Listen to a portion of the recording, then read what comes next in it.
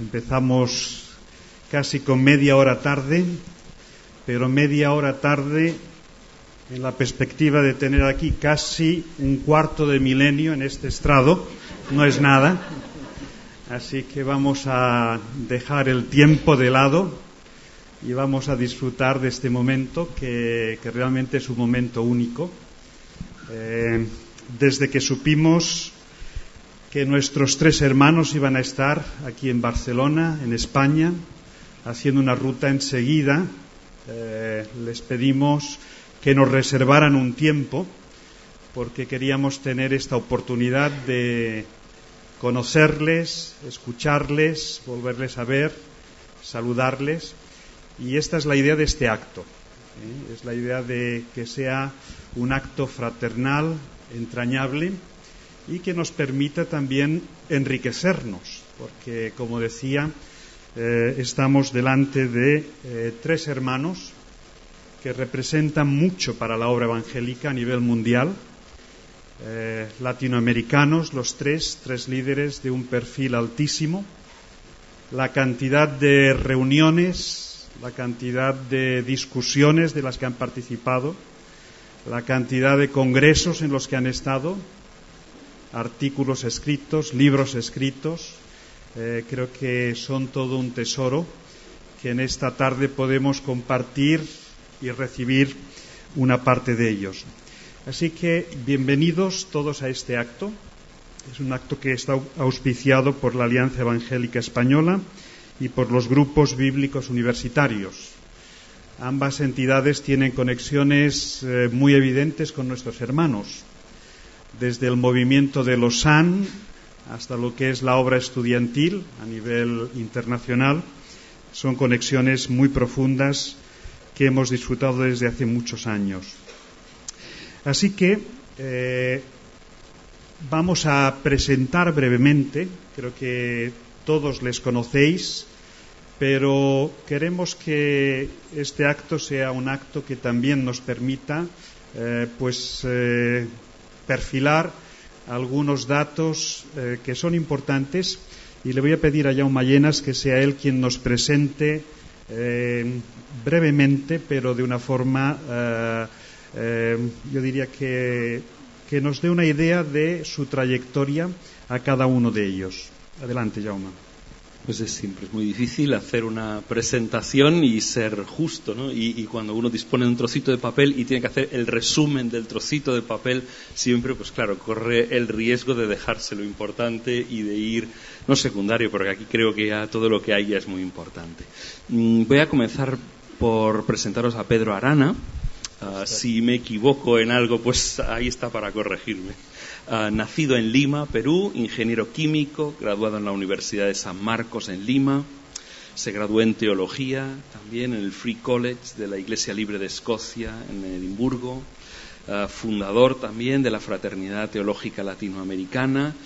En 1978 elegido en la Asamblea Constituyente del Perú, que redactó la nueva Constitución del país de 1991 al 2008, un periodo largo, secretario general de la Sociedad Bíblica Peruana, pastor, escritor. Tenemos libros publicados también en editoriales de España, también casado con Emma Arias, tienen 2 hijos y ha regresado a la labor pastoral en la Iglesia Presbiteriana de Pueblo Libre en Lima. Se ajusta. Hijas. Muchas gracias. Por orden alfabético, el siguiente sería Samuel Escobar, nacido en Arequipa, Perú, graduado en las Facultades de Letras y Educación de la Universidad de San Marcos en Lima, doctorado cum laude en Filosofía y Ciencias de la Educación por la Complutense. Trabajó en la Comunidad Internacional de Estudiantes Evangélicos, lo que sería aquí en España el GBU, en Argentina, Brasil, Canadá y Perú. Catedrático de Misionología en el Seminario Bautista del Este. Doctorado honoris causa también en Teología por la Universidad McMaster de Canadá. presidente de las Sociedades Bíblicas del año 96 al 2004 y hoy en día también es profesor de misionología en la Facultad de Alcobendas de la UEB, colaborador de muchos escritos, Aletheia, Protestante Digital, muchos libros también. Estuvo casado con Lili Artola, fallecida ya en el año 2014. Y hasta aquí dejé algo que debería haber dicho, Samuel. Tengo 3 minutos que me ayudan a manejar el móvil. Esos bonitos detalles personales, ¿verdad? René Padilla, nacido en Quito, Ecuador, estudió filosofía y teología en Wheaton College, realizó estudios doctorales en la Universidad de Manchester bajo la tutoría de Bruce, trabajó como asesor también de los grupos bíblicos universitarios, secretario regional de IFES en Latinoamérica, dirigió la revista Certeza, Ediciones Certeza, también uno de los fundadores de la Fraternidad Teológica Latinoamericana, presentó, como también otros, la ponencia sobre el Evangelio y la evangelización en el Congreso Internacional de Lausana en 1974, fundó la editorial Kairos, que ha publicado unos 200 libros de autores latinoamericanos y está casado con Beatriz Vázquez, tienen hijos, en fin, una larga historia. ¿He olvidado algo, René, que quisiera resaltar? Solamente un detalle, tengo 20 nietos. Wow. Y si recuerda el nombre de todos es que tiene muy buena memoria. Muchas gracias. Muy bien, pues gracias, Jaume, por esta presentación. Creo que nos sitúa un poco y damos la bienvenida también a las dos esposas, a Emma y a Beatriz, que están aquí delante. Después, si queréis, también podéis saludarlas y es un placer el que podáis acompañarles en este momento. Pues bien, va a ser un acto en el que queremos que haya participación de los tres. Vamos a ir haciendo preguntas que van desde lo personal en cuanto a algunos aspectos como son el movimiento de Lausanne, la obra estudiantil, cuestiones generales de misión y teología y quizá también algo de literatura y ministerio. Así que el espectro a cubrir es amplio y ellos mismos vamos a lanzar preguntas, va a empezar quien quiera de ellos y si quieren completar el resto pueden hacerlo y si no saltaremos a la siguiente pregunta. Y también hemos querido que sea un acto participativo de vuestra parte. Así que van a haber 6 bloques de preguntas y cada 2 bloques vamos a establecer un periodo de unos 5 o 7 minutos para que podáis realizar 2 o 3 preguntas desde el auditorio. Así que habéis visto que tenéis unas piezas de papel en los asientos. Os pedimos que a medida que tengáis preguntas podáis escribirlas y Marcos, que está allí detrás, y Susana nos van a ayudar. Levantáis la mano cuando tengáis la pregunta con el papel y ellos pasarán, la recogerán, nos la entregarán e iremos pues organizándolas y pasándoselas a ellos. Así que la idea es esta, que sea dinámica entre nosotros dos, Jaume y yo mismo, y entre aquellas preguntas que tengáis. Vamos a tratar pues de aprender y de disfrutar y de escuchar a nuestros hermanos. Así que estamos realmente contentos de ello. Y empezamos quizá con lo personal. ¿Cuál es el motivo de este viaje y de esta visita a España? ¿Quién se atreve a iniciarlo? Os pedimos que uséis el micro. Se está grabando. La idea es que podamos incluso ofrecerlo a todos los que tengáis interés, la grabación completa al final. Así que os pedimos que podamos usar el micro todos. El motivo de este viaje, de esta visita. Adelante, Samuel. El motivo de esta visita es un poco de nostalgia y también un deseo que tenemos de trabajar juntos. Hace unos años tuvimos un encuentro como este. Estábamos en diferentes países y nos encontramos en Perú. Y después de estar juntos una semana más o menos, salimos con el plan de un libro, y ese libro acabamos de hacer una edición española que es El Trino Dios y la Misión Integral. Cada uno de nosotros se ocupó de una de las personas de la Trinidad en relación con la misión integral. Y nuestro deseo ha sido, pues, tener tiempo juntos, revivir un poco nuestras experiencias del pasado y, si es posible, preparar otro libro. O sea que no dejáis de trabajar, ¿eh? Es interesante resaltar esta visión después de tantos años, décadas de servicio, de ministerio, todavía seguís teniendo proyectos. ¿Cuál es vuestra conexión? Quizá aquí cada uno podéis responder con España.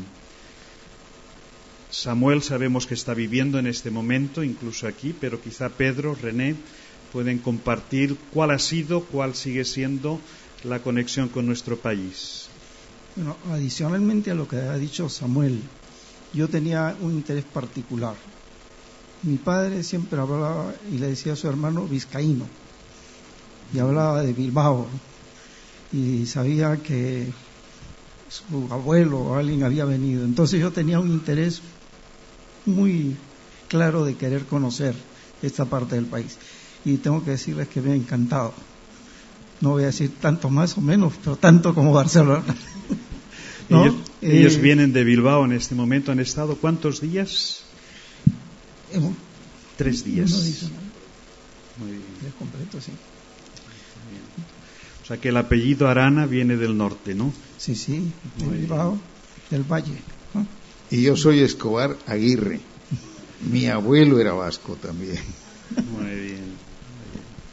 Y yo soy Padilla Gijón.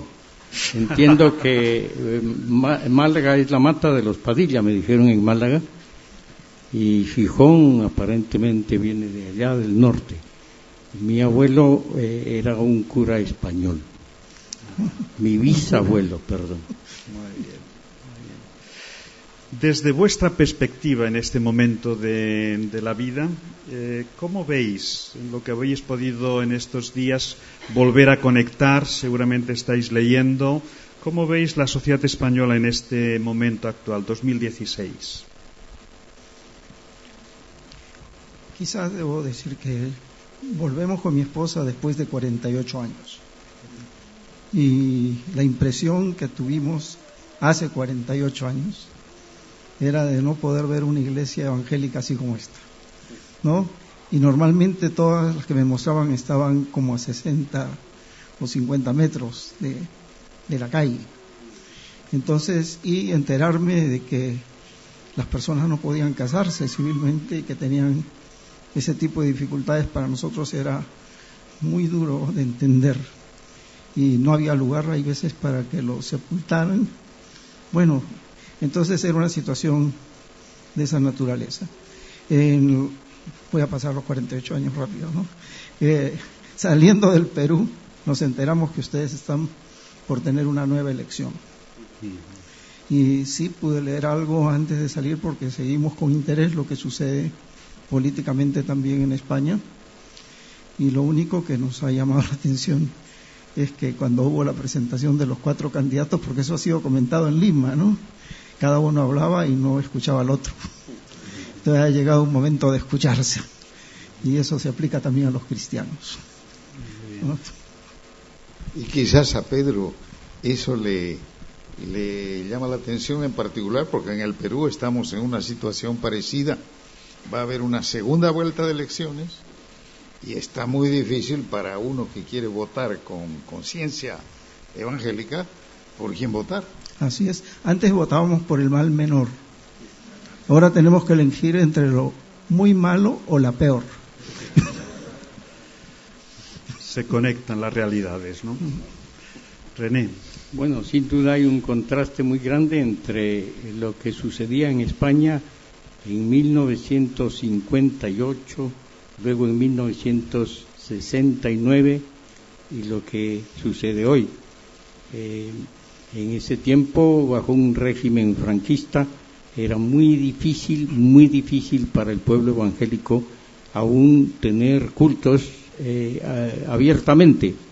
Yo recuerdo muy claramente cómo los hermanos y hermanas que se reunían en el nombre del Señor tenían que hacerlo prácticamente en secreto, y estaban prohibidas las reuniones de más de 20 personas o algo así.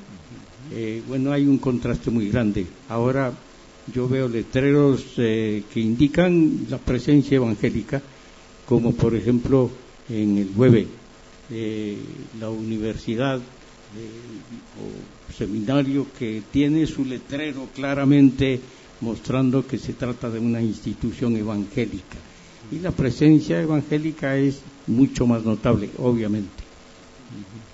Muy bien. Quizás un detalle interesante es que Pedro y yo en el año 1969 estuvimos en el primer campamento del GBU,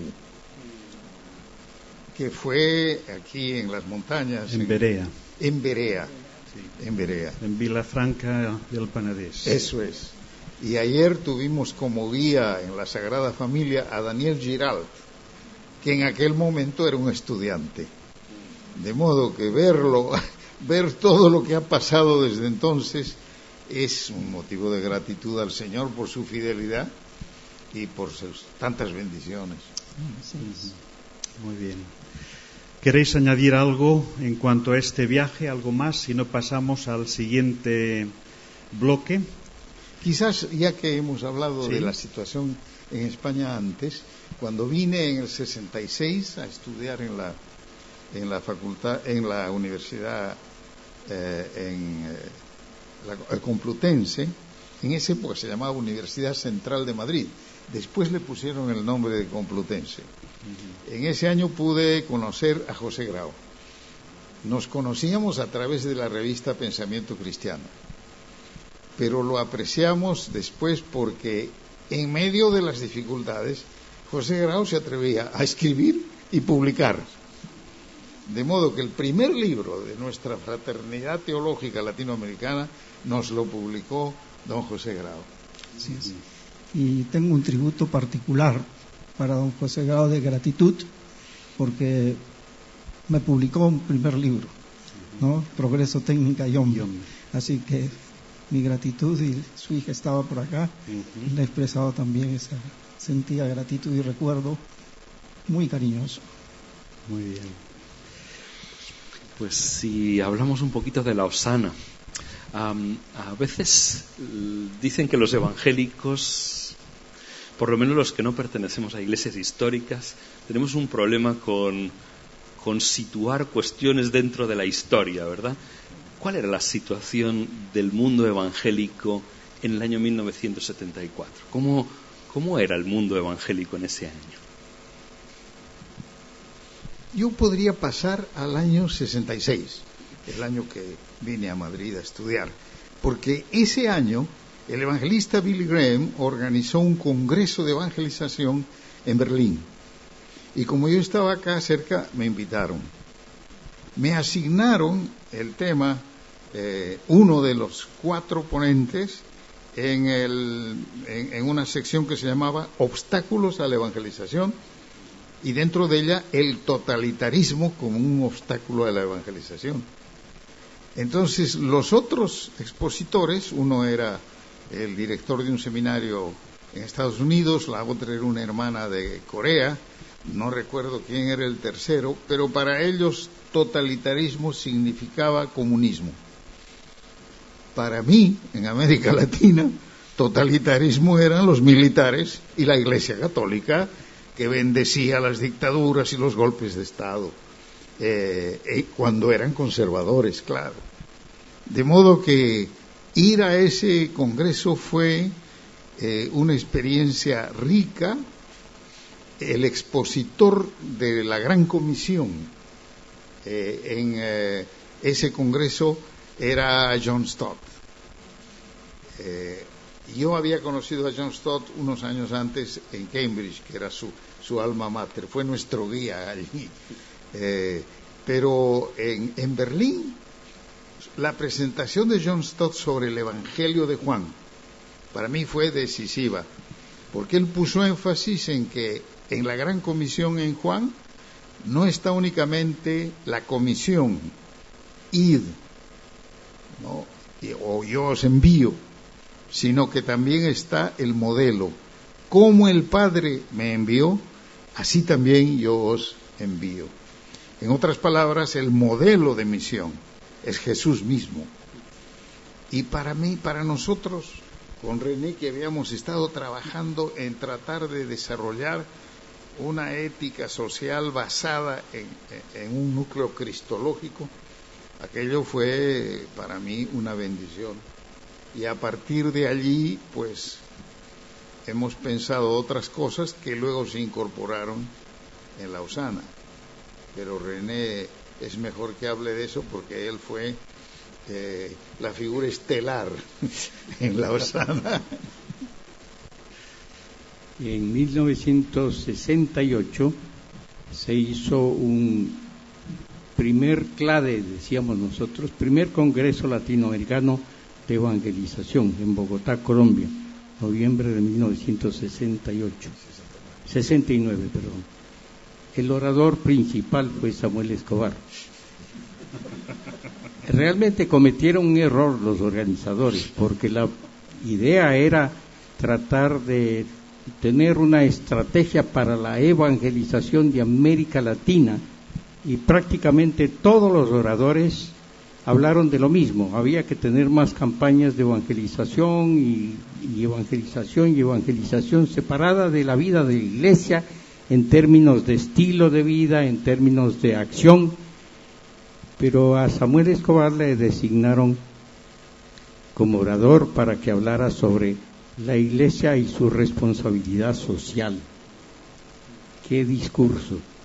Cuando él terminó, tuvo una ovación, no exagero, de 6, 7, 8 minutos, con toda la gente de pie, más de 1,000 personas representantes de toda América Latina. Ahí se forjó por primera vez una idea que estaba un poco dormida, y era que en América Latina hacía falta una reflexión teológica, especialmente sobre lo que significa ser cristiano en una sociedad no cristiana, en una sociedad que muchas veces se pensaba que era cristiana, pero que tenía muy poca evidencia de una vida que reflejara la enseñanza de Jesucristo, la enseñanza apostólica. Realmente ahí fue donde surgió la idea de formar la Fraternidad Teológica Latinoamericana. Un año después tuvimos la primera reunión de lo que con el tiempo llegó a ser la Fraternidad Teológica Latinoamericana. Yo doy gracias a Dios porque luego en Lausana 74 tuvimos la oportunidad de hacer una suerte de síntesis de toda una reflexión que se había llevado a cabo en círculos universitarios, porque nosotros sentíamos que era necesario proveer a los estudiantes cristianos de una suerte de apología para contestar las preguntas que se nos hacía en la universidad, que tenían que ver sobre qué dicen los evangélicos, qué dicen los cristianos sobre el tema de la opresión, la explotación, el abuso de poder, cuál es el aporte que los cristianos tienen que hacer en todo lo que tiene que ver con la responsabilidad social y la justicia social. Y en este tiempo el movimiento de Lausana ya tiene una cierta historia, un cierto recorrido, 3 grandes encuentros y una serie de consultas en medio que han ido produciendo documentos. ¿Cuál sería la aportación después de 74, 2016? ¿Cuál sería la aportación más importante tanto en Latinoamérica como si pueden valorar la aportación en España, en Europa? Se puede decir que en el 66 empezó el proceso, porque después de Berlín, en Berlín pasaron 2 cosas. Una es que los evangélicos de los países que se habían reunido allí tuvieron que reconocer la presencia del movimiento pentecostal. Hasta entonces, a veces uno encontraba libros evangélicos donde decía sectas, y entre las sectas aparecía la iglesia pentecostal. Pero en Berlín nos dimos cuenta, tomamos nota, que Dios estaba moviéndose en Europa, en Asia, en África, y que las iglesias pentecostales eran, diríamos, las que crecían, evangelizaban, y hasta cierto punto no tenían dificultad de pensar en los pobres, porque eran pobres ellos mismos. Y lo que estaba pasando es que la experiencia de convertirse pues los ayudaba a salir de la pobreza. Y entonces hubo, así como la reunión de Bogotá 69 a la que ha hecho referencia René, hubo reuniones en Asia, en Europa hubo una en Ámsterdam, hubo en África, y allí se vio que las iglesias jóvenes que estaban representadas en estas reuniones tenían las mismas preguntas que nosotros teníamos, de cómo ser fiel al Señor en una sociedad desigual, en una sociedad abusiva, de cómo ayudar a la gente joven que tenía preocupación por la justicia y quería ver si en el Evangelio había respuestas para esa preocupación. Así que eso empezó en el 66. Entonces, en el 74, en Lausana, la ponencia de René fue sobre qué es el Evangelio. Él la había dado en reuniones de capacitación de estudiantes, de líderes estudiantiles, y claro, hizo una distinción, por ejemplo, entre el Evangelio y el modo de vida estadounidense, que para algunas personas era lo mismo, y que era necesario hacer una distinción y darse cuenta que la obediencia a Dios pues nos tiene que hacer fieles en nuestro propio ámbito. De modo que ese proceso de Lausana, René editó un libro, El Pacto de Lausana, que tiene 15 puntos, un resumen de lo que pasó en Lausana. René inmediatamente editó un libro con contribuciones de 15 personas de todo el mundo, de Australia, de Inglaterra, de Estados Unidos, cada una sobre un punto del pacto. Y aquel libro fue muy bien recibido, se publicó en Inglaterra, y después hubo interés en Estados Unidos, que nosotros pensábamos que como había crítica a lo estadounidense, a lo mejor no iba a ser bien recibido, pero para sorpresa nuestra había mucha gente que estaba esperando algo así como lo que Lausana hizo.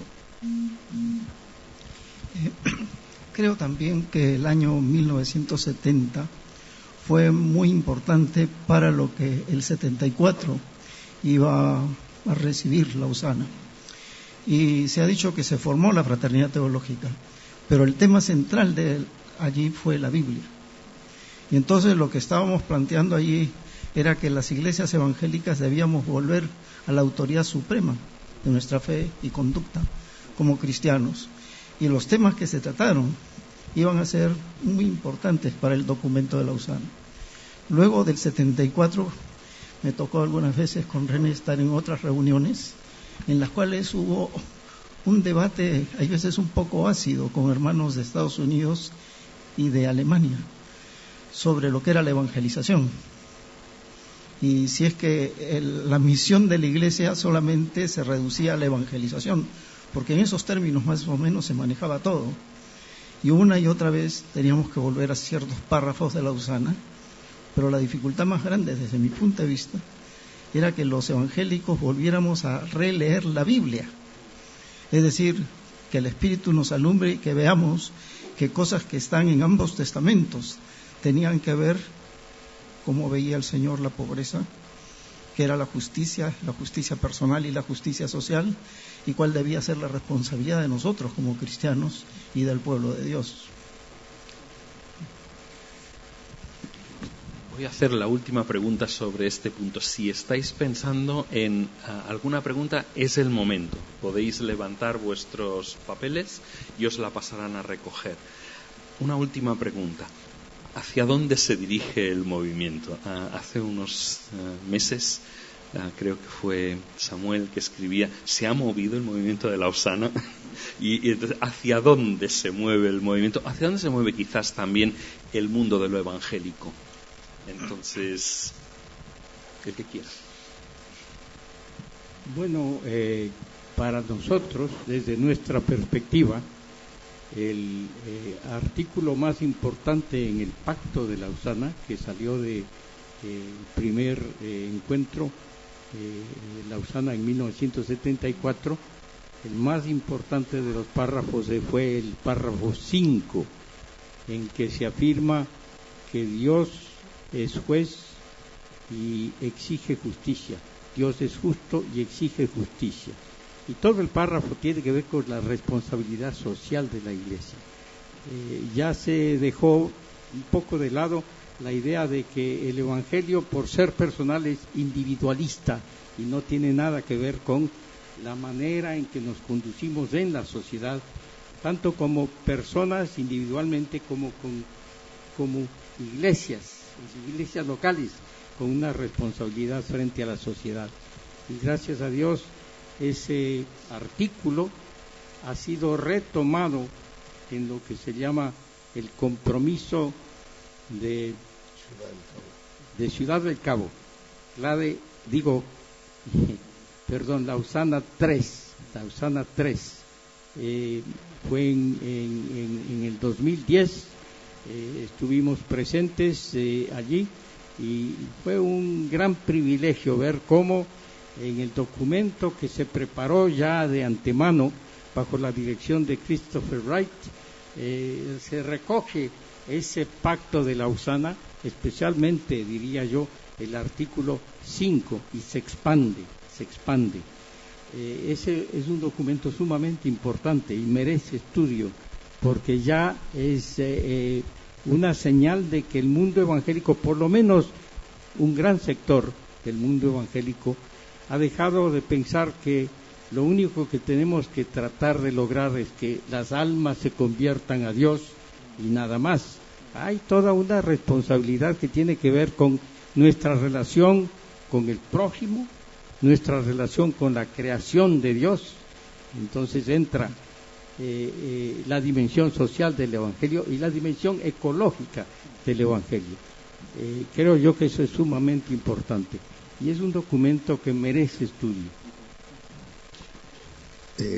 Ya que ha mencionado René a Christopher Wright nació en Brasil, sus padres fueron misioneros allí, de modo que él, aunque se inclinó a estudiar el Antiguo Testamento, es un erudito en Antiguo Testamento, lo hizo desde la perspectiva de la misión cristiana, o sea, vincular el Antiguo Testamento con la misión. Y el resultado es un libro que está allí afuera, seguro, que se llama La Misión de Dios. Es el de las ofertas de esta noche. Muy bien.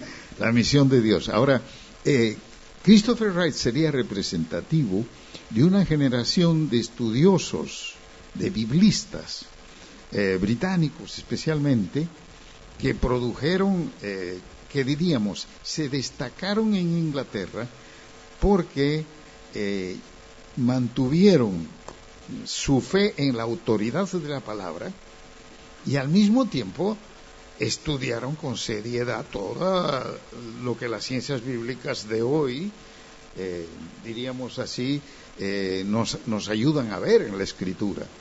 No era una posición simplista, era una posición con el estudio. Y para nosotros, ese trabajo hecho con respeto académico y honestidad, pues ha sido siempre una ayuda. Ahora nosotros hemos querido tener una expresión de la fe, una exposición de la palabra que responda a las preguntas de nuestro contexto. Pero el trabajo bíblico básico es ahora un trabajo en el que participan personas de diversas razas y nosotros tenemos a alguien de Sri Lanka, Vinod Ramachandra, que es uno de los grandes pensadores evangélicos de hoy. Hay otro pensador africano, Lamin Sanneh, que en materia de estudios misioneros, pues es muy importante.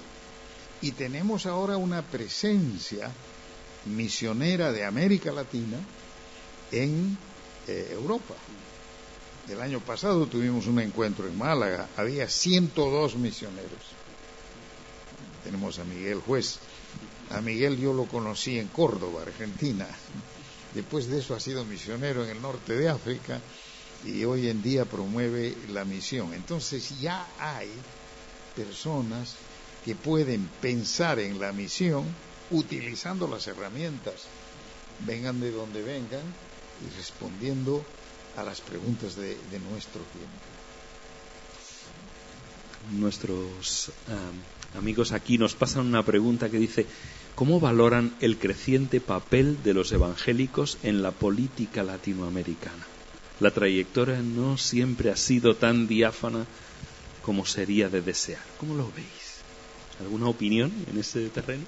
Sí. Bueno, realmente la participación evangélica, vamos a decir, casi ha tenido dos momentos. Un primer momento en que algunos evangélicos, me puedo incluir, participamos en partidos políticos.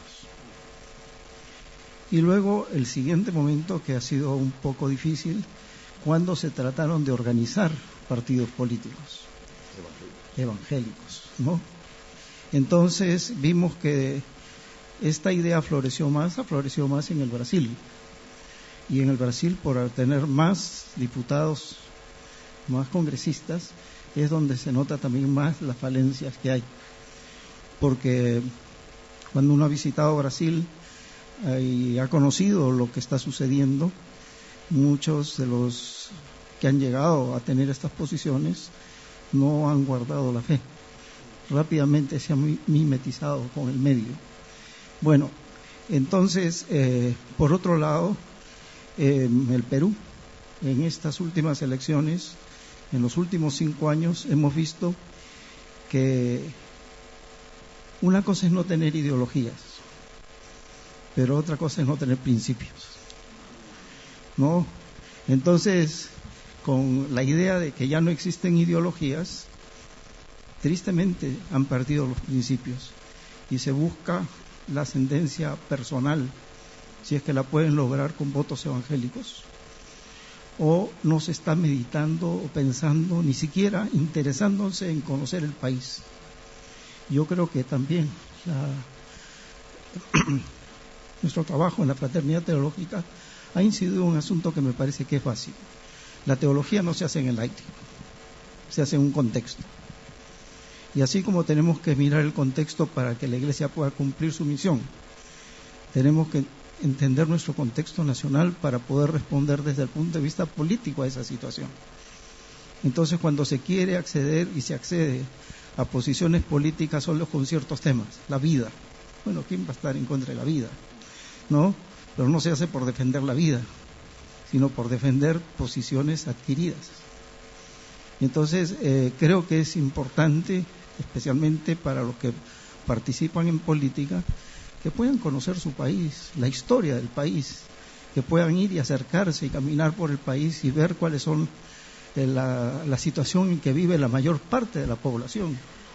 Aparte de eso, el discurso puede ser, vamos a decir, hasta ingenuo, no representar nada y caer en lo que caen normalmente todos los políticos, ofrecer cosas que no se pueden realizar.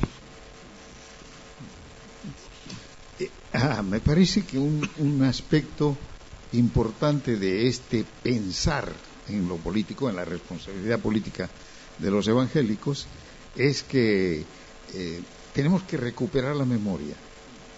En el Perú, por ejemplo, cuando el Perú rompe con el yugo español, el yugo colonial español, entre 1810 y 1824, los países latinoamericanos se deshacen de la presencia imperial española.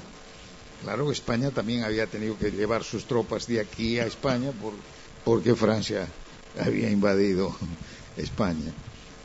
Pero también es el momento en que la Biblia entra por la vía de una persona clave, que era Diego Thompson. Diego Thompson, por un lado, quería promover en estos países nuevos la educación popular. Entonces él en ese momento, la última palabra en materia de pedagogía era el método monitorial. Si tienes una clase de 100, puedes tener 10 de los mejores ayudando al maestro a enseñar en 10 grupos. O sea, era un método que en ese momento era la última palabra en Inglaterra, y Thompson quería que estos países nuevos que tenían que organizarse tuvieran eso. Pero además Thompson era militante de la Sociedad Bíblica, y para él la mejor palabra que se podría leer en las escuelas que se fundasen era la Biblia. Así que él vino a América y fue un pionero en ese sentido. Hasta hoy la escuela normal, en el caso del Perú, en el caso de Argentina, en el caso de Chile, es fruto de la presencia de Diego Thompson. O sea, pero nosotros a veces no recordamos esos hechos. Y yo pienso en uno con el cual estoy familiarizado, que tiene mucha importancia en España. Yo tuve que hacer un trabajo sobre Alicia Gulick. Alicia Gulick era una misionera congregacional que vino a España a fines del siglo XIX. Fue a Santander. Como era protestante, no les querían alquilar casa, fue toda un drama, y sin embargo permanecieron ahí, empezaron a evangelizar, y lo que Alicia Gulick quería era educar a las mujeres, porque en ese momento, en la cultura ibérica, las mujeres no eran para estudiar, el estudio no era para la mujer. Y entonces Alicia Gulick acompañó a las chicas primero en la primaria, después en la secundaria, y luego cuando llegaron a la universidad, pues se fue y empezó algo en Madrid que existe hasta hoy, que es el Instituto Internacional. Ahora, lo que tenemos que hacer es no perder la memoria de eso, para poder saber qué se puede hacer hoy. O sea, en qué campo está nuestra contribución. Desfilar con los católicos en defensa de la vida y contra el aborto, para mí está bien, pero es muy importante que sepamos que la visión bíblica del sexo es la que tienen los protestantes, que la visión del sexo de la Iglesia Católica no es la visión bíblica, y que entonces se puede marchar en una manifestación contra el aborto, en pro de la vida, pero que no estamos partiendo de las mismas presuposiciones, y nosotros tenemos que dar testimonio de aquello que es nuestra convicción. Hay una pregunta que también nos plantean, quizá en torno al tema anterior.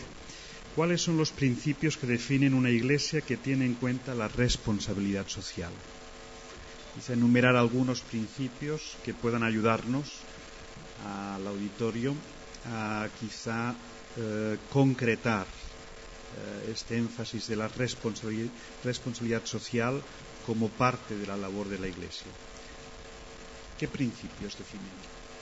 Bueno, una de las contribuciones que la Fraternidad Teológica Latinoamericana ha hecho a la teología, por lo menos en América Latina, es el concepto del reino de Dios. Es un concepto básico en el Nuevo Testamento, con todo el trasfondo en el Antiguo Testamento. En Jesucristo el reino de Dios se ha hecho presente, y eso tenemos que tomarlo muy en cuenta. Yo me crié en un ambiente en el cual se pensaba que el reino estaba allá en el futuro distante,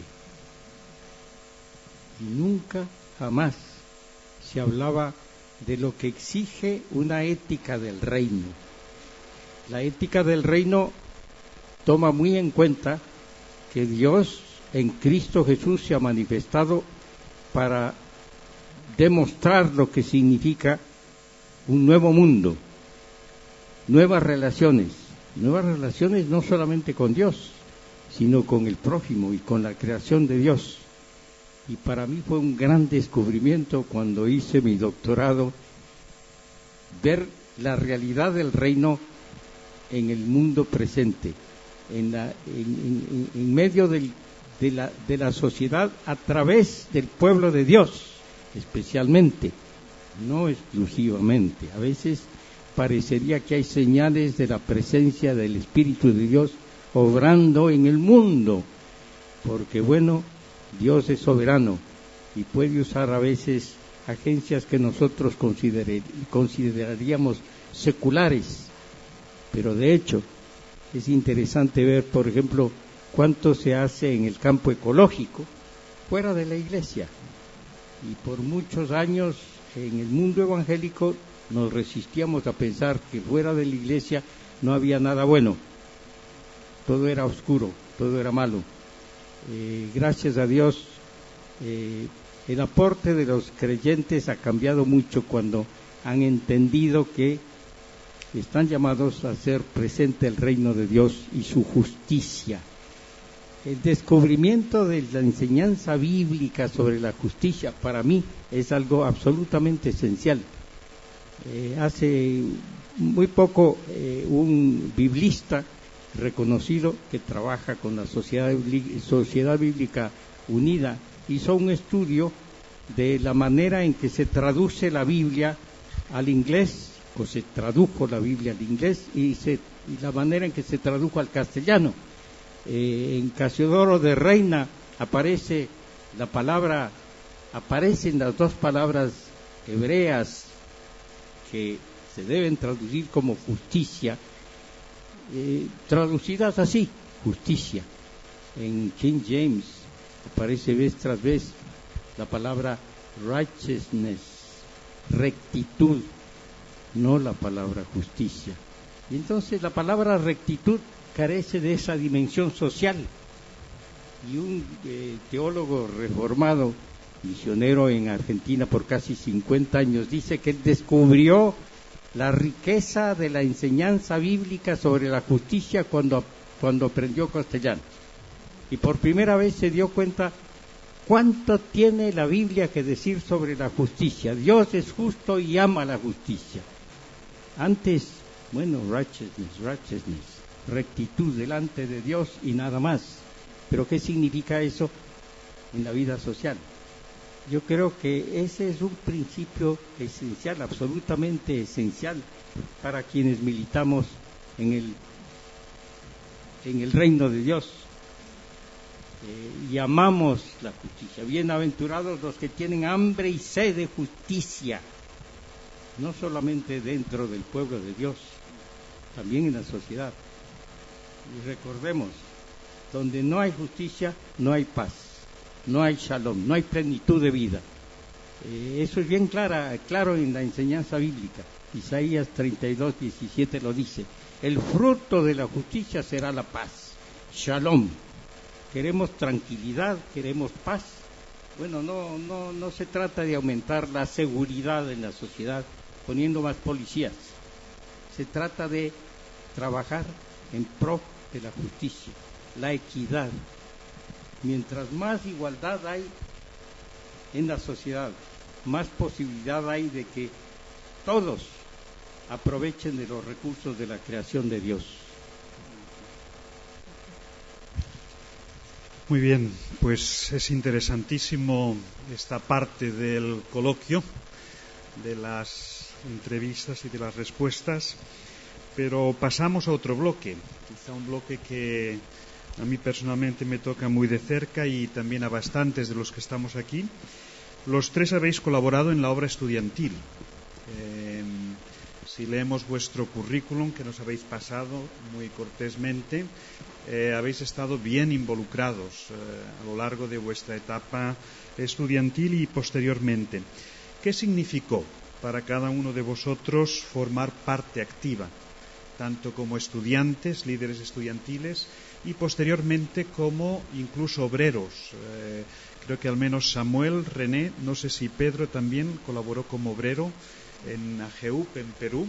Pero ¿qué significó para cada uno de vosotros? Y quizá una pregunta más, ¿De qué manera la obra estudiantil ha influido como una etapa importante en el resto de vuestra vida y ministerio?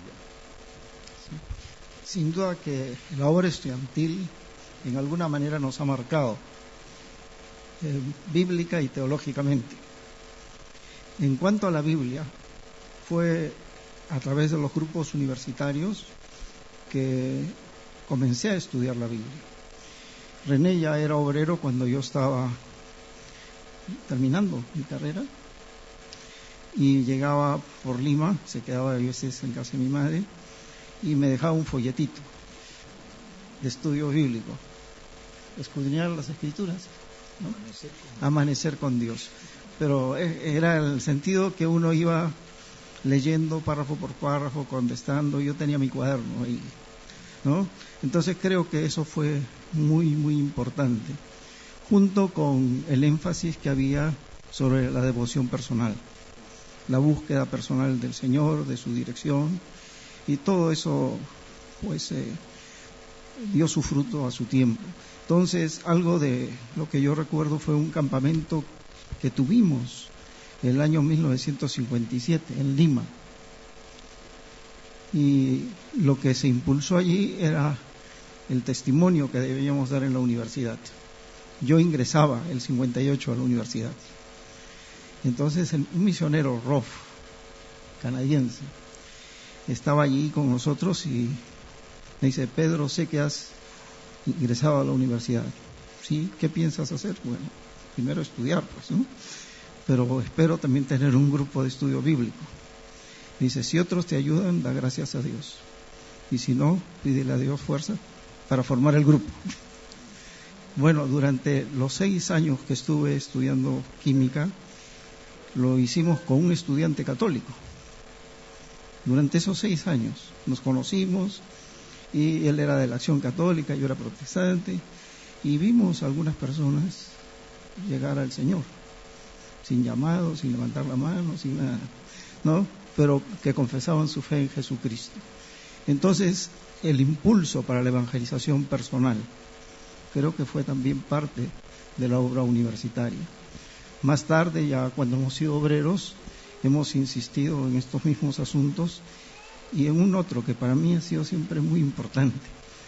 En las convocatorias que tenemos de 5 semanas para estudiantes líderes en América Latina, teníamos un día de trabajo cada día, ¿no?, sobre el contexto en el cual se encontraba la universidad. Es decir, ¿qué es la universidad? ¿Cómo está América Latina? ¿Cómo vamos a responder? Y todo esto fue poco a poco, creo yo, constituyendo lo que más tarde se llamó, o se llama ahora, misión integral, porque fueron cosas que se iban sumando. Bueno, seguimos. Quizás debo agregar algo a lo que acaba de contar Pedro, porque yo estuve viviendo fuera del Perú por 18 años. Volví y fui a vivir a un barrio que se llama Chorrillos, que está al lado de otro barrio que se llama Barranco. El párroco de la iglesia de Barranco había sido parte de esa célula en la Facultad de Química. Y para él, lo lógico de entregarse a Cristo era hacerse sacerdote. Ahora, lo tremendo es que los sábados, allí en mi casa, recibíamos siempre el boletín de la parroquia, en el cual siempre había un estudio bíblico y se invitaba a estudios bíblicos. Yo me había olvidado del nombre de este hermano, Víctor Ferrer. Y sin embargo, esa parroquia pues se caracterizaba por ser una parroquia donde había estudio bíblico, y ustedes saben que la palabra de Dios penetra y tiene su fruto a largo plazo, pero es un hombre que se tomó muy en serio el estudio de la Biblia, ¿no? Así es. Bueno, se hizo cura y yo me hice pastor. Después, él actualmente no está en la Iglesia Católica, sino una Iglesia Católica alternativa. Pero es tan alternativa que puede predicar en la Iglesia Presbiteriana, ¿no?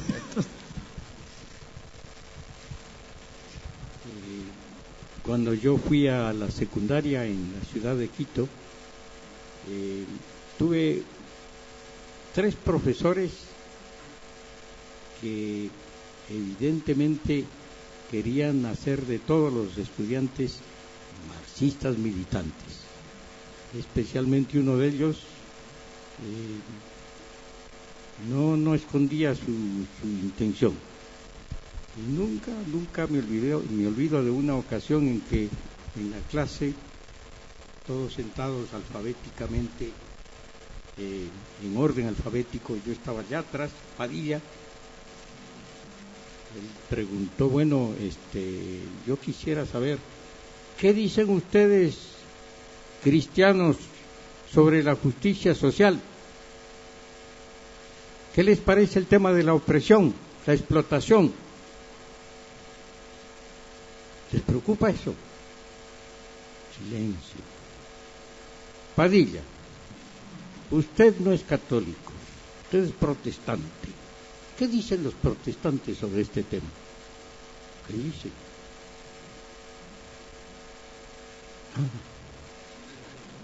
Yo no tenía nada que decir. Nunca jamás escuché enseñanza bíblica sobre ese tema. Tuve el privilegio de asistir a una universidad cristiana en Estados Unidos, Wheaton College. Algunos la llamaban, no sé si ahora la llaman, la Harvard Evangélica. Bueno, yo hice ahí 7 años casi de estudios. Me gradué con una maestría. Jamás se trató el tema en mis clases, el tema de la justicia social, la responsabilidad social. Cuando me gradué, me uní al equipo de la Comunidad Internacional de Estudiantes Evangélicos.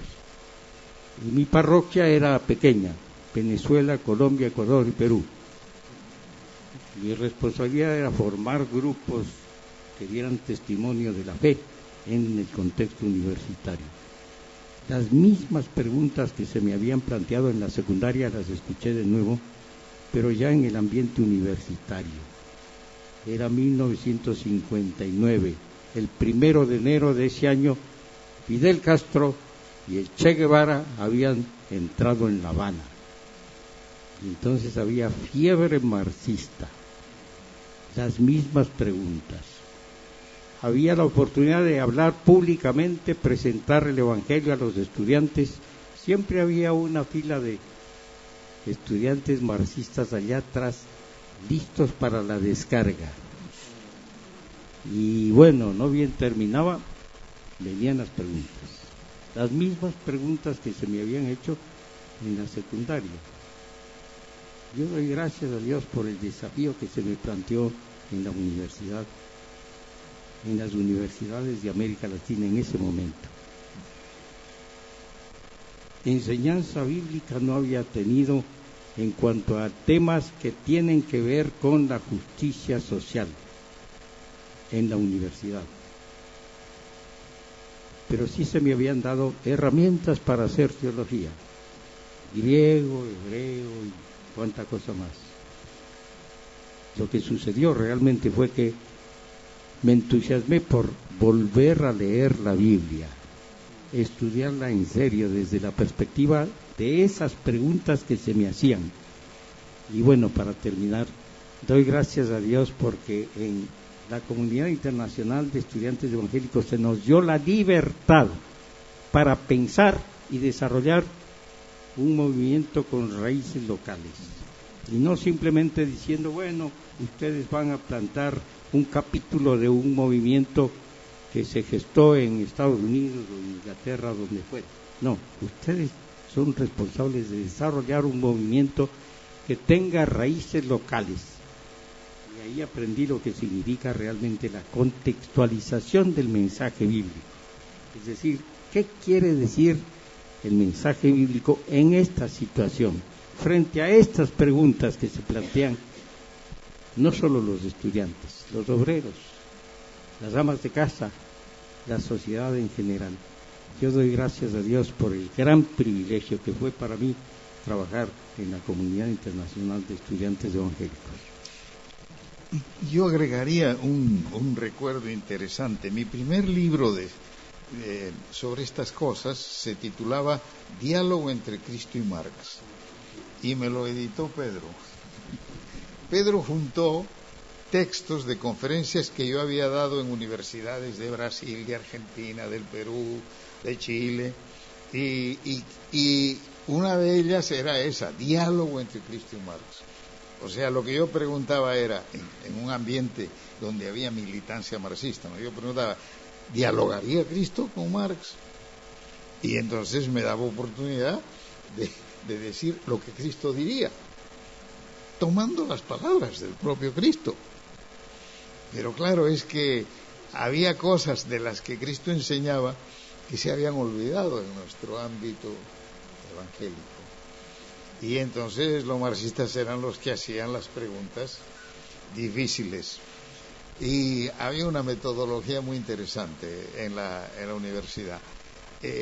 La fila de estudiantes marxistas estaba allí siempre, y yo, después de hablar, siempre daba oportunidad para preguntas. Y a esa hora, pues, ya yo sabía lo que iba a decir el estudiante marxista. Se ponía de pie y decía: sabemos que desde los orígenes de la humanidad hay un conflicto entre oprimidos y opresores, pero ahora va a venir la revolución y los medios de producción serán de todos y ya no habrá oprimidos y opresores.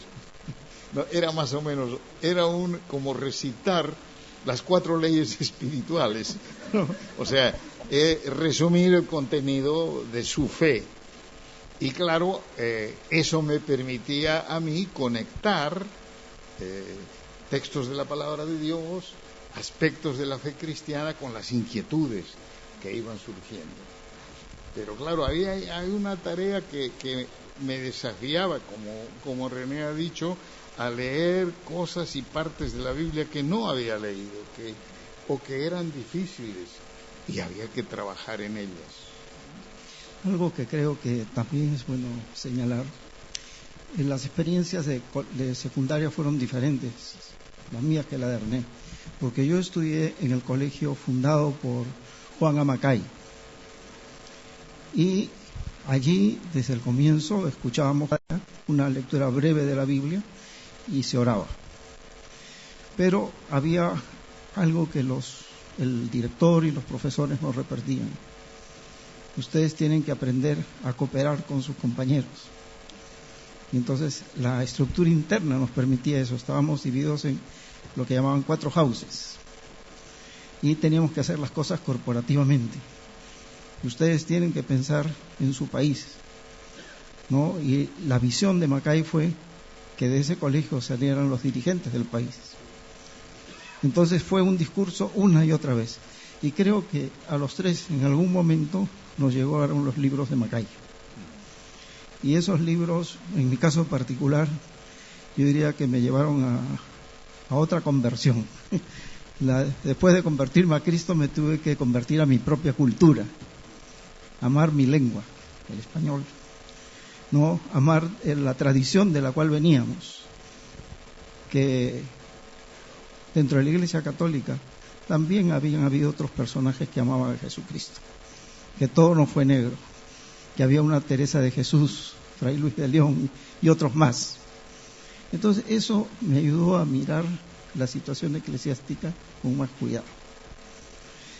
De otro lado, dentro del colegio, yo ingreso en el año 1949 y estaba terminando la Segunda Guerra Mundial, y los judíos no tenían acceso a estudiar en Lima. Las escuelas católicas les negaban el ingreso y en las otras les hacían bullying porque les enseñaban que ellos habían matado a Jesucristo. Entonces el único colegio que recibía judíos, japoneses y chinos era San Andrés. Y eso después uno lo mira con la perspectiva del tiempo y se da cuenta cómo nos ayudó a convivir con personas diferentes y a vernos como personas. Y cómo también esas reflexiones tan sencillas, al parecer, no eran solamente discursos, sino vida. Cuando comienzan a salir las poblaciones que rodean Lima, muy pobres, uno de los profesores nos dice, a algunos de los que estamos ahí, que éramos cristianos, vamos los domingos para que ustedes conozcan eso, porque hay cosas que hay que cambiar en el país. O el caso también de el director que nos enseñaba, nos leía la parábola del buen samaritano. Pero una buena vez, ya yo siendo profesor ahí, un amigo de los lingüistas me manda a una persona enferma. Yo comencé a enseñar muy joven y no tenía mucho dinero. Voy a ver al enfermo y realmente el enfermo era una calamidad. Un hombre del oriente, de la selva peruana, que estaba no solo maloliente, pero se estaba pudriendo en vida. Entonces yo qué podía hacer, ¿no?, con una persona así. ¿Dónde me lo llevo? ¿Qué hago? Cuando llego al colegio a dar mi clase, el director me ve y me dice, ¿qué te pasa, Pedro? Le cuento y me dice, tráelo a mi casa. Pero es que está maloliente, está Pedro, es un ser humano. Y lo cuidó. Entonces yo me di cuenta que no era discurso de hablar de amar al prójimo, de la solidaridad, sino que era un compromiso personal que ellos también vivían. Y todo eso más tarde fue marcándonos en la obra universitaria. Fui el que pedí que hubiese una comisión de ayuda social, recordar a René y Samuel, ¿no?, dentro del movimiento estudiantil. Y creo que ese fue el anticipo. Un detalle más que me parece importante es que mirando hacia atrás a los años de presencia de la obra estudiantil en América Latina, una de las contribuciones que a mi parecer ha sido más valiosa ha sido formar líderes que de veras son dirigentes, pero que no son caudillos, ni tienen pretensiones de caudillo. Eso en América Latina es muy importante, porque en la vida de la Iglesia no está profundamente arraigado en la mente del latinoamericano promedio la idea de que el cura es el que sabe todo y él es el que se encarga de las cosas. A los católicos les cuesta mucho movilizar laicos. ¿Por qué? Porque hay toda una eclesiología detrás. Pero en un encuentro que tuvimos en una época inicial, 1958, John White, que era entonces médico misionero en Cochabamba, Bolivia, nos dio una serie de estudios sobre Nehemías. Y era una lectura sencilla, pero muy rica de lo que es ser un líder. Y aquello nos marcó. Y ser un líder como Nehemías se volvió un poco nuestro ideal. Y después de eso, pues 20 años después lo invitamos a John White a hablar de nuevo, grabamos sus exposiciones y aquello apareció como un libro. Líderes y siervos. Líderes y siervos, eso. Entonces, mirando la América Latina de hoy, en muchas ONGs, proyectos sociales, pastores, etcétera, son personas que uno los recuerda cuando eran universitarios y captaron esta idea de que uno puede ser un dirigente sin tener las pretensiones de un caudillo, ¿no? Pasando a nuestro bloque número 4, hablemos de teología y de misión. Fundadores de la Fraternidad Teológica Latinoamericana, ¿cómo nos ayudaríais a nosotros a entender la diversidad teológica en Latinoamérica? ¿Cuáles son las líneas hoy en día para captar todo esto? A veces cuando se mira desde aquí parece más plano todo, pero ¿cómo lo veis vosotros desde vuestra perspectiva?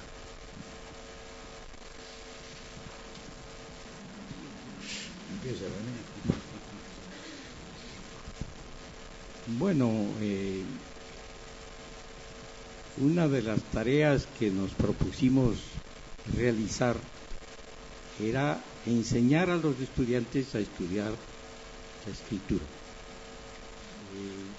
El énfasis siempre era: volvamos a la escritura y hagámosle las preguntas que nos plantea la sociedad, nuestro propio contexto, preguntas en cuanto a la vida, en relación con el trabajo, en relación con la economía, en relación con la política, en relación con la ciencia, en relación con la vida matrimonial, etcétera, etcétera, etcétera. Y yo me alegro porque a lo largo de los años hemos visto que fueron surgiendo pensadores que estaban haciéndose las preguntas y buscando una respuesta desde la perspectiva bíblica, estudiando la Biblia. En algún momento, creo que en 1980, si mal no me equivoco, tuvimos una hermosa consulta sobre educación teológica, y el documento que salió de ahí es un documento muy valioso aún hoy día, porque la idea es: toda la iglesia necesita aprender a teologizar. No tenemos paquetes de teología que sirvan para todas las situaciones. Todos los cristianos deben buscar la voluntad de Dios y entender que el mensaje de Dios tiene que ver con la vida. En la Fundación Kairos empezamos un programa que se llamaba, o se llama todavía, Centro de Estudios Teológicos Interdisciplinarios.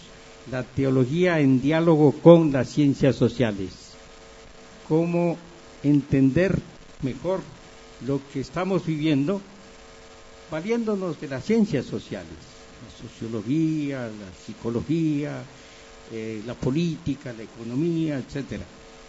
Pero luego tratar de responder las preguntas que nos plantea la sociedad y responder a esas preguntas a la luz de la enseñanza de la palabra de Dios. A mí me llena de alegría que en América Latina tenemos un buen número de teólogos laicos, por decirlo así.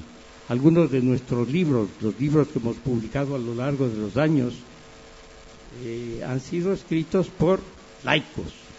No son gente especializada en teología, es gente que dentro de su campo quiere teologizar para la vida. Y bueno, esa es la literatura que más valoramos. Por eso hablamos de misión integral. El señorío de Jesucristo es señorío sobre la totalidad de la vida y la totalidad de la creación. Y tenemos que ver qué pertinencia tiene la revelación de Dios en Cristo Jesús para la vida. Quizás otro elemento importante es la visión que tienen, me dice que es plana, ¿no? Homogénea, pero no es tal. La iglesia en América Latina sí está creciendo y creo que todas las denominaciones están creciendo, pero he notado, y más en el Perú, que es donde vivo, que ese crecimiento no ha ido de acuerdo con el conocimiento o la reflexión teológica, de manera que en algún momento la Biblia ha sido expulsada del púlpito evangélico. Entonces, muchas veces lo que se tiene es un entretenimiento. A mí me pasó, me sucedió, yo soñé, yo sentí, etcétera, pero no se explica la Biblia.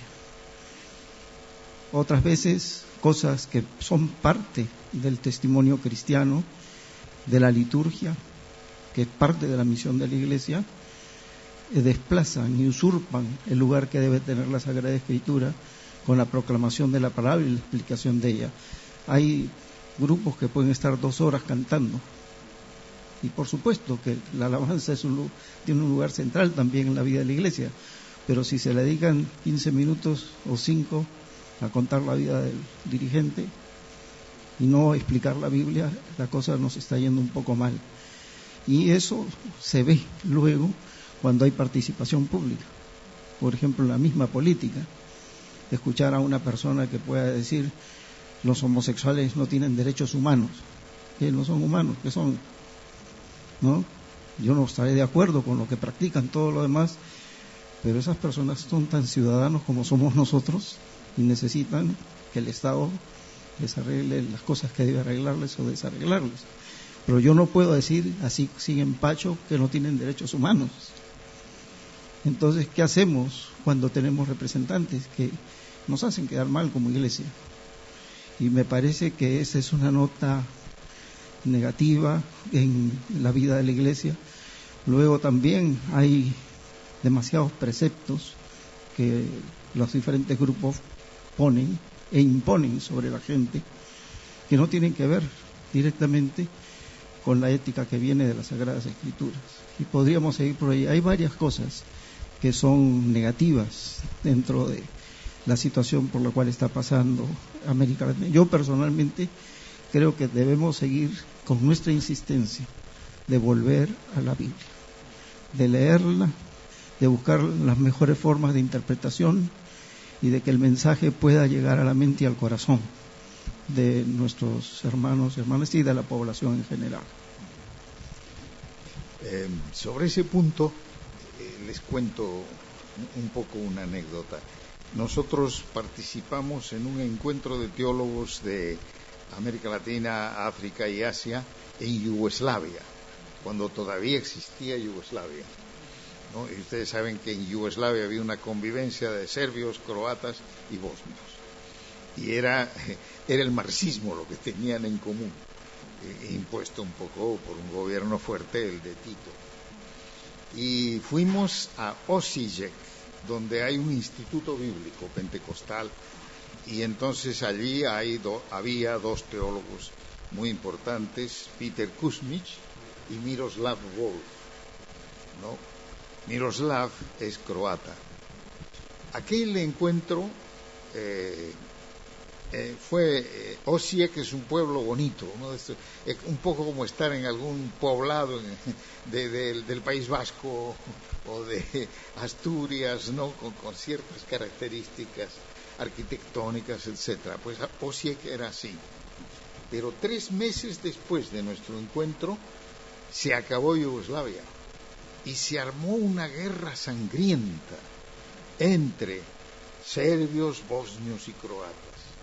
Es decir, barbaridades. Todavía se sigue investigando y tratando de juzgar algunas de las barbaridades que se hicieron allí en la vieja Yugoslavia. Entonces, Miroslav Volf es un teólogo croata que, reflexionando sobre su experiencia y leyendo con ojos nuevos la palabra de Dios, ha ido encontrando una riqueza de contenido teológico que le ayuda a entender esa experiencia histórica de Yugoslavia. Yo hago mi versión propia, ¿no? Si ustedes se fijan en el capítulo 16 de la Epístola a los Romanos, lo que es una larga lista de saludos. Saludos a fulano, saludos a mengano, etcétera.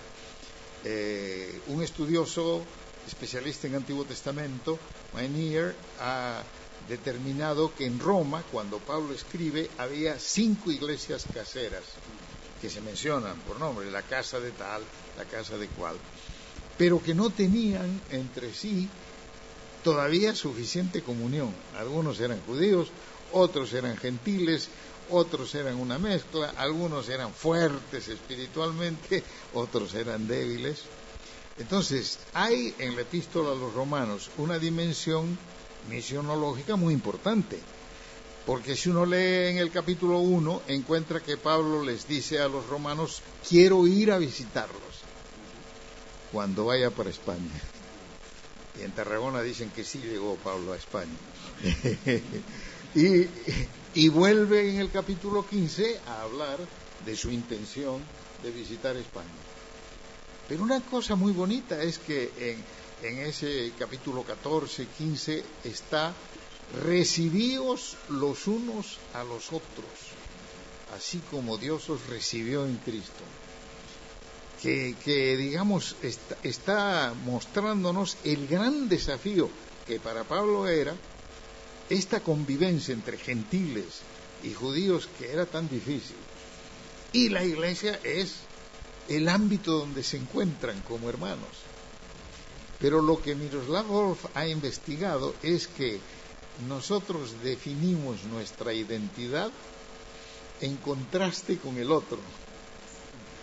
Incluso, miren, en castellano decimos nosotros. Eso significa nos y no los otros. O sea que estamos nos y los otros. Y lo que pasa con la experiencia de encontrarse en Cristo es que esa exclusión es sustituida por el abrazo. ¿No? Antes no éramos uno, había una pared divisoria. Si de veras nos tomamos en serio el Evangelio, somos uno en Cristo. Y ahora que van a llegar miles de refugiados a Europa, esa teología se vuelve importantísima.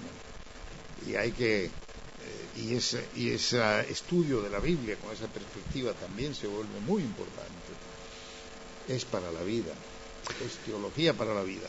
Samuel nos está hablando de la inclusión y de una teología del abrazo, de la recepción. Aquí me pasa una pregunta que dice, pensando en la nueva generación, ¿será capaz la Iglesia evangélica de convertirse en una iglesia más transversal que acoja a los jóvenes de la iglesia? Porque a veces estamos pensando en acoger a los refugiados, pero ¿será la iglesia capaz de acoger a los jóvenes?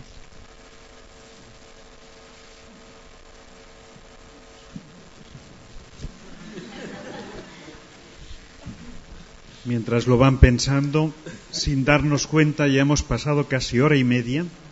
Seguramente estaríamos dispuestos a estar mucho más tiempo, pero tenemos que poner un punto y final, así que damos tiempo para esta pregunta y no acabaremos sin antes hablar de libros, pero hacia ahí estaremos quizá concluyendo y dejando después un tiempo donde poder conversar personalmente más de tú a tú. Agradecemos mucho vuestra presencia. Está siendo muy rico este tiempo. Pero queremos también ser cuidadosos con todas las responsabilidades que tenemos y demás. Adelante con esa respuesta. Bueno, uno de los temas para mí centrales que tenemos cuando leemos ambos testamentos es el de la reconciliación.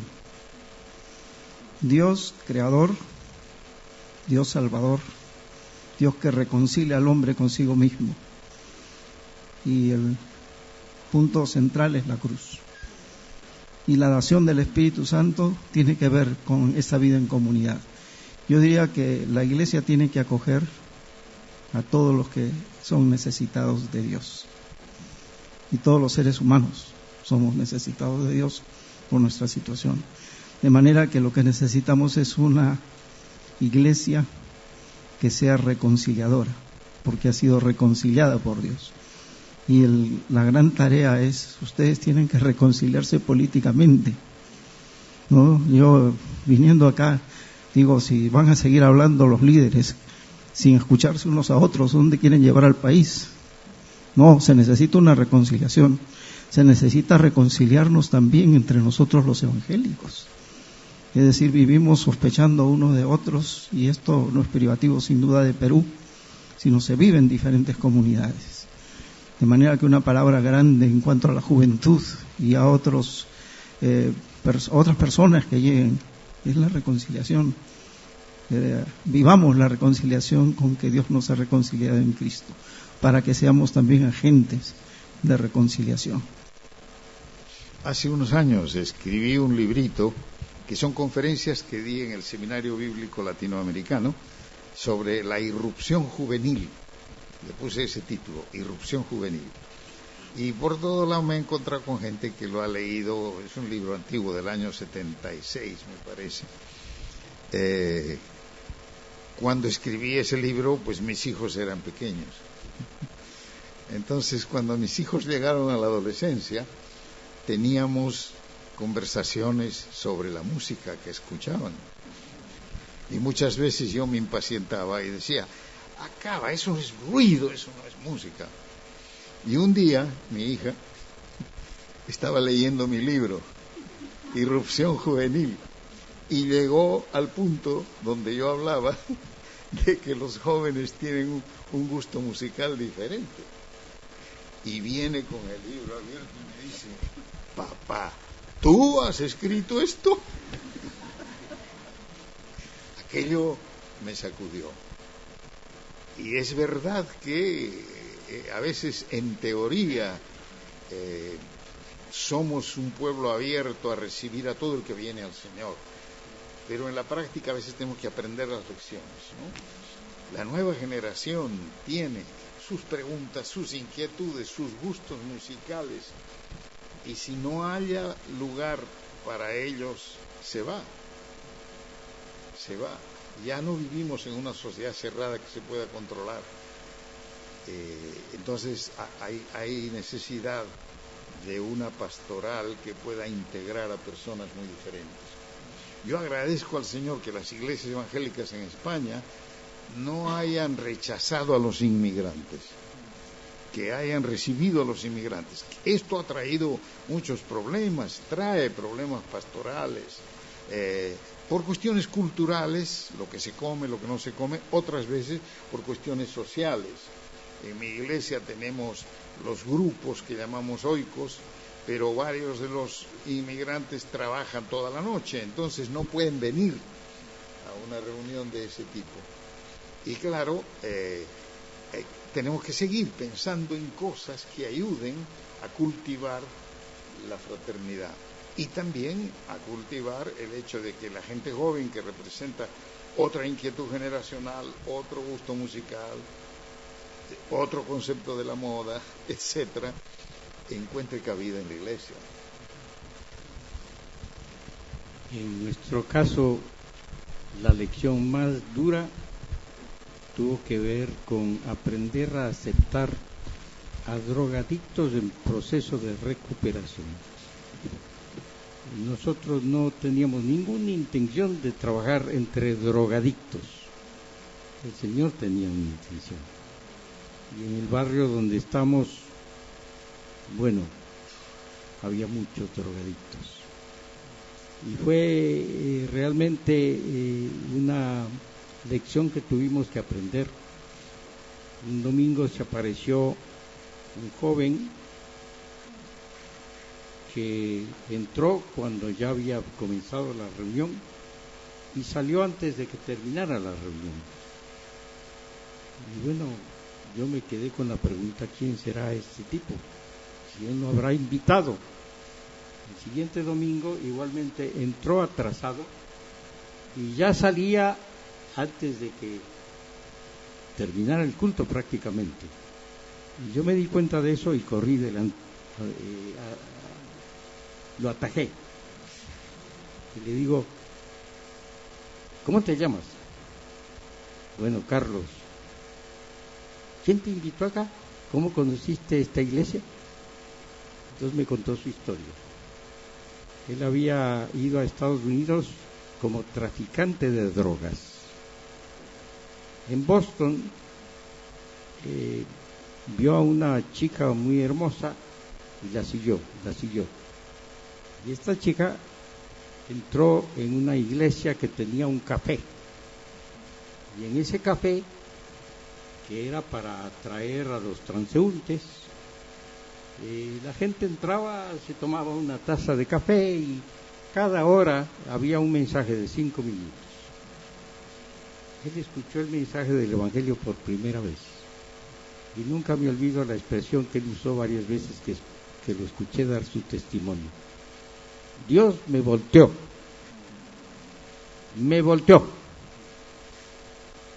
Realmente tuvo una experiencia de regeneración en Cristo y decidió volver a la Argentina con un propósito: ganar a sus amigos, sus compinches, decía él, para Cristo.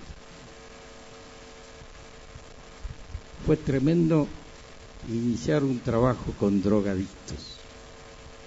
Difícil. Pero el Señor nos dio una gran lección. Veníamos haciendo una serie de exposiciones bíblicas sobre qué es la iglesia y para qué sirve. Y entre las cosas que dijimos, bueno, que la comunidad cristiana es una comunidad de reconciliación con Dios y reconciliación con el prójimo. Ahí tuvimos que aprender lo que eso significa en la práctica. Con el tiempo se desarrolló el primer programa de rehabilitación de drogadictos en el país, no gubernamental. Y por la gracia de Dios, muchos de los drogadictos tuvieron una experiencia de conversión. No todo fue éxito. Había varios que, salían de las drogas por un tiempo, y cuando recaían en serio. Pero poco a poco, más y más miembros de la congregación, más o menos de clase media, fueron aprendiendo lo que significa recibir a chicos con problemas serios en su hogar, invitarlos a comer, compartir la mesa y compartir con ellos no solo el evangelio en palabra, sino en vida. Yo creo que la iglesia está llamada a ser una comunidad de reconciliación. Nunca me olvido la experiencia con un diácono, que una noche en que nos reunimos pastores y diáconos para hablar sobre los ministerios de la iglesia, dijo: yo quiero hacer una sugerencia, que en adelante no permitamos que los drogadictos vengan a la iglesia al culto principal, que tengamos una reunión especial para ellos. Yo le digo: mira, discúlpame, pero yo creo que tenemos que elegir entre ser una sinagoga de fariseos y una iglesia de Jesucristo. Como resultado de eso, perdimos a la familia. Pero el Señor nos enseñó una gran lección. La iglesia tiene que estar abierta a todos y ser un instrumento de reconciliación con Dios, pero también reconciliación con el prójimo. Muchísimas gracias. Estamos delante de tres personas que han escrito seguramente entre los tres más de 50 títulos a lo largo de su vida, y creo que me quedo corto.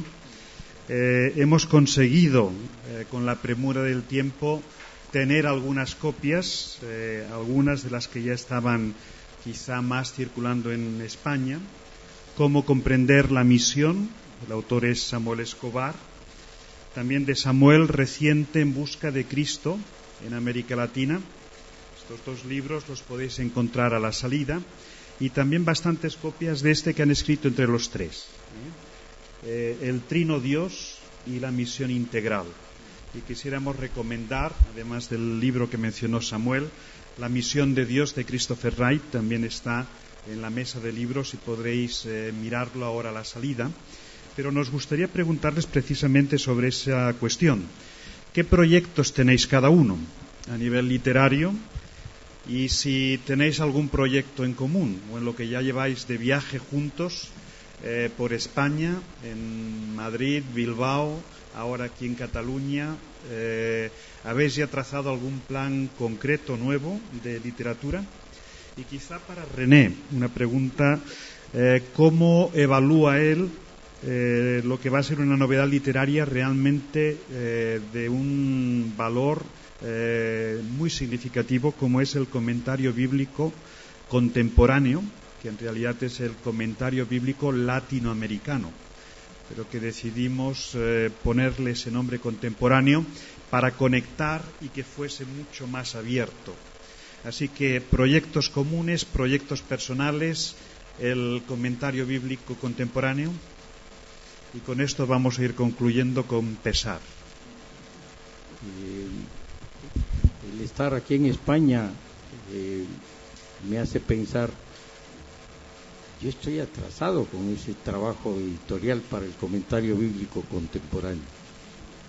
Supuestamente soy el editor general, pero tenemos casi 100 autores en total en toda América Latina, la gran mayoría de ellos, por no decir todos, latinoamericanos. Algunos de los autores que se comprometieron a escribir no cumplieron, y entonces eso es difícil. Es un comentario en un solo tomo, 1600 páginas más o menos, no solo un comentario sobre cada libro de la Biblia, sino también artículos de contextualización tratando de mostrar la pertinencia del mensaje bíblico a nuestra situación actual. Es un comentario que pretende ser exegético por un lado, pero también contextual. Gracias a Dios hay valiosos comentarios. Algunos de los autores han escrito han hecho un trabajo excelente de comentario bíblico. Bueno, aquí tenemos 2 de los autores, 3, incluyéndome a mí. Pero vamos a ver cuándo terminamos. Todavía nos falta bastante. Hemos terminado prácticamente el Nuevo Testamento. Acabo de hacer un trabajo que me llevó muchísimo tiempo sobre Romanos, por varias razones. Algunos de los latinoamericanos que piensan no saben escribir, y otros escriben más o menos bien, pero no piensan mucho. Entonces es un problema, ¿no? Personalmente, a mí me encantaría escribir varias cosas, pero no hay tiempo.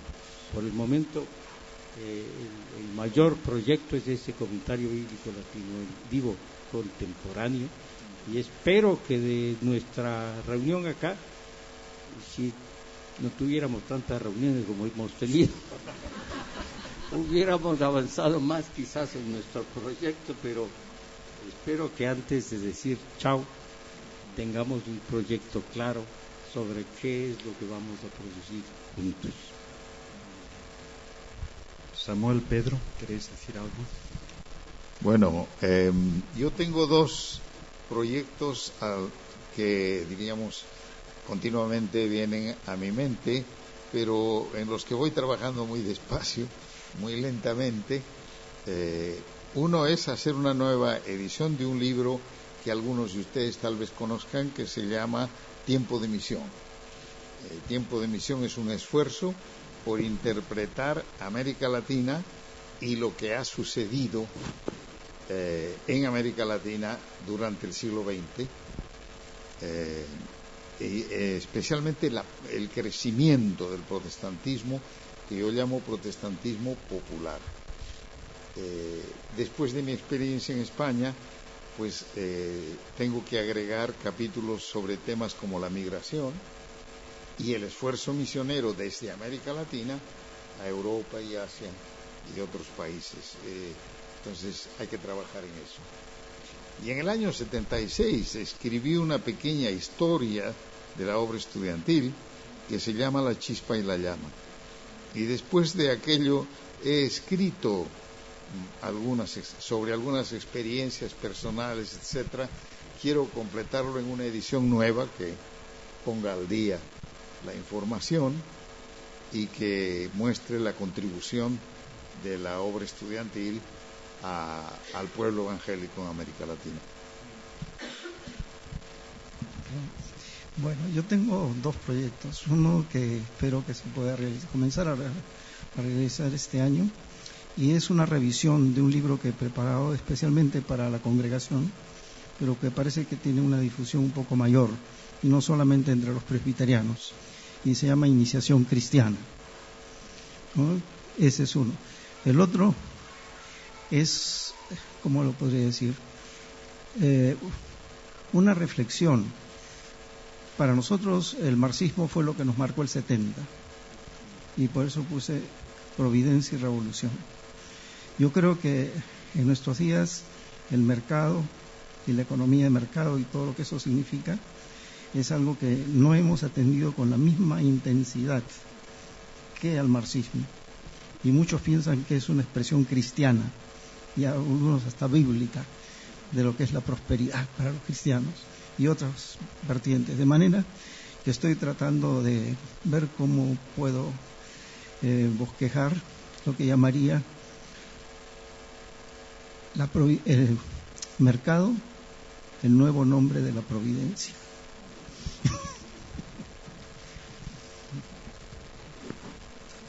Pues con esto vamos terminando, y casi solo ya daros las gracias, primero a la Iglesia que nos acogió, desde luego a los conferenciantes, a nuestros contertulios de esta tarde. Gracias por dedicarnos tiempo a la ciudad de Barcelona, a los cristianos en esta ciudad. Gracias a vosotros por haber dedicado tiempo. Recordaros también que este mes tenemos la segunda conferencia misionera de Cataluña. Samuel va a estar con nosotros en la conferencia misionera. Algunos de los que estamos aquí también estaremos en el programa. Es el viernes 27, que será aquí, y el sábado 28, aquí cerquita también, en una escuela que tenemos por aquí cerquita. Tenéis programas en todas vuestras sillas y os recomendamos, nos gustaría veros también en ese tiempo. No sé si hay alguna cosa más que querráis añadir o si no terminamos orando. Antes de la oración, darles un fuerte aplauso caluroso.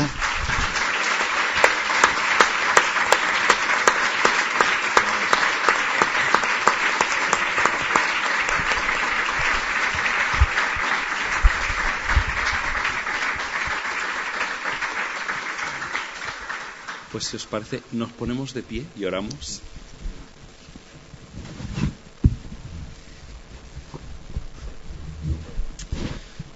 Pues Dios y Padre, estamos muy agradecidos, en primer lugar a ti, por toda la obra, el trabajo, el rescate que tú has hecho con nosotros desde el inicio, Señor, transformando nuestros corazones, transformando nuestras vidas, transformando también esta sociedad, rompiendo el poder del mal aquí, Señor, a través de lo que Jesús hizo en la cruz, Señor. Señor, queremos una vez más agradecerte por las vidas de Pedro, de Samuel, de René, las vidas de sus familias también, Señor, cómo integraron esa vida de familia. Gracias por su ejemplo, no solo por su teología. Y, Señor, queremos pedirte que seamos un pueblo realmente en misión, en este lugar en el que estamos. Señor, nos preocupa esta sociedad, estamos comprometidos con esta sociedad y con otros tantos lugares del mundo a los que tú nos has mandado ir también. Padre, reúnenos una vez más con nuestras familias en estos días. En el nombre de tu Hijo Jesús. Amén.